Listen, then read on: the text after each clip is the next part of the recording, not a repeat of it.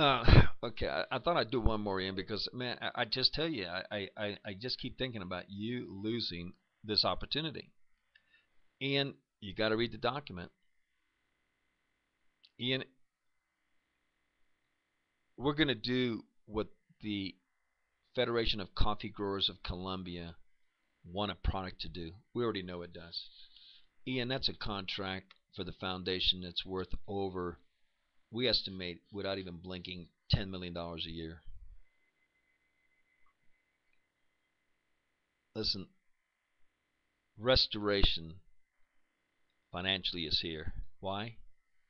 Because when you stand for righteousness no matter what, when you're willing to go to jail for righteousness no matter what, when you're willing to take a bullet for righteousness no matter what, restoration comes. Restoration comes. So all I can say is this, Ian. You don't want to lose this opportunity, buddy. You don't want to lose this opportunity. These 5 farms that we got that are this week, where one started testing on Thursday night. They applied to mangoes and lemon trees. 200 hectares. Hectare is about 2.5 acres, so basically about 500, 500 acres. The farms that are applying this week for the farms in rice, corn, beans, etc. We're looking at about 3,000 acres. Those accounts. Let me tell you that. Let me tell you. Those accounts in just a couple months could and would take care of 100% of the schooling and the offer made to you, and it's going to happen because this product works. And the reason I do these videos is because, man, I really, really want you to understand that this is real, that I'm being blessed because I stood up for righteousness in that courtroom. I sent the devil packing, even with the threat of losing. And I understand this. In the courtroom, I had a decision to make. This is very important for Katya, Isaac, and Christian to understand. I had to either choose Yeshua or I had to choose them three. I had to renounce Yeshua in the courtroom or lose my children and not be able to see them. Yeah. Yeah, that's what your mother did. Now, she accepted Satan in the courtroom. No question about it. None whatsoever. And that's okay. She's got her reward coming for her renunciation of Yeshua. No question about it. I didn't. I stood, even if it meant not being able to be with my children. I had a choice. I had a choice. Just like your mother had a choice. She could choose from the tree of life or the tree of death. She chose the death and she chose Satan. No question about it. The court documents show it. I mean, they show it 100% what she did.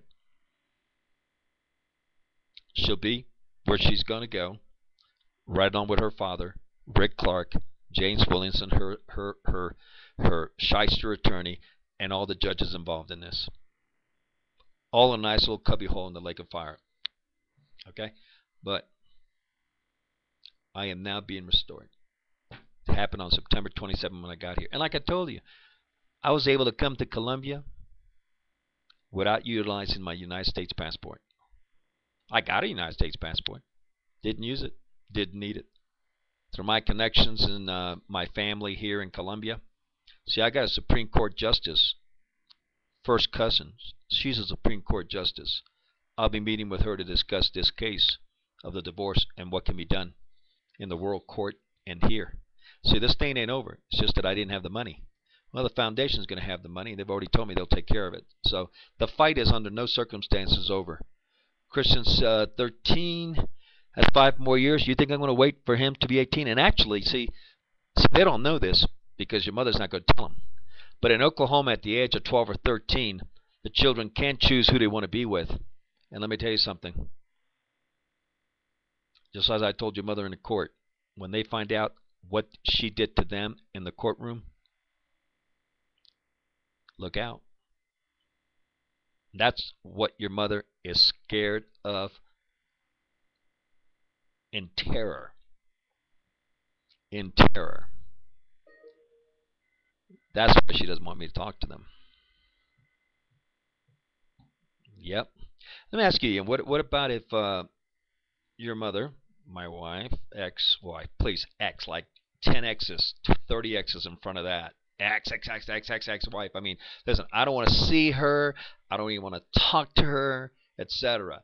She's got problems coming down the road. The IRS is going to be coming against her. Let me tell you something. She hasn't seen anything yet, but it's going to all happen. She's got no idea what's coming. She better. I hope that your grandfather leaves her a lot of money. She's going to need it. It's going to cost her a couple $100,000 to defend against the IRS, because I know sooner or later they're coming after her. There's no question about it. None whatsoever. None whatsoever. Because I told her if she starts filing, it's going to, if she went back into the system after she didn't pay taxes and said she wasn't liable, and then, like I said, we did get documentation that we weren't liable. But now by her going back into the system, she's saying, oh, that was a mistake. I was liable. And so now the IRS is going to come after her. Believe me, that's coming. That's coming. They don't forget. Anyway, that's not my problem. She may want to try to reach me at that time to find out how she can get help, because you know what? There ain't no attorneys out there, at least she doesn't know the right ones, that are going to be able to help her. Not in Tulsa, shit. They will. All they're going to do is take the money and run, okay, as they put her in jail. But that's coming. That's coming. This fight ain't over under any circumstances. But anyway. So Ian, what would you have done if your mother had done that against your Michael and accused him of that Michael was going to sexually abuse you and physically abuse you? If Michael was to have custody of you, what would you have done, Ian? I'm curious. What about if your mother had come into the courtroom and said that Michael was going to kill you, murder you, and your mother, when it was all a lie, just so that she could steal you 100% away from Michael? Think about that for a little bit. What does that say about your mother? What does that say when you go to Tulsa and she says, "Let's go to church, Ian"? And then you look at her in church, just like she would look at Papon and Mina, and then afterwards she'd say she couldn't even stand to be in church with them because of their hypocrisy. And now look what we got here. Could you handle it, Ian? I don't know. I don't know if you could or not, buddy. I know one thing. I ain't there anymore. No, no, no, no, no, no, no. No way. No way. No.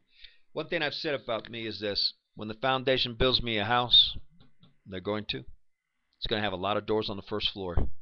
Because the stuff that I put up with from your mother, if it even multiplies, or I should say if it even appears in my next and only marriage, there's a door that's real close for whoever that woman is to get the hell out. Because I'm not putting up with the sexual problems. I'm not putting up with no affection, no loving, can't say a nice word. But you know what? The great thing is this. All the women around here are positive. They all say beautiful things. They compliment you. They encourage you. You know, I have gotten more encouragement in the last 2 weeks from ladies here in relation to what I'm doing that I did in 16 freaking years of being married to your mother. I mean, think about it. Is that something good to say? No, it's sad. And your mother's reason was, I didn't grow up that way saying thank you. I didn't grow up that way saying, oh, you're a good guy. You go for it, this, that. No, she grew up nothing but destroying with her words and with her actions. Okay. Now, all I can say is this. That's the fact and that's the reality of my life. I stake my soul for eternity. I stake my soul into eternity in hell if what I just said is false. Yep. I don't have any problem with that. Because I'm only going to speak the truth, nothing else. I will put my eternity right there on the table in relation to what I say.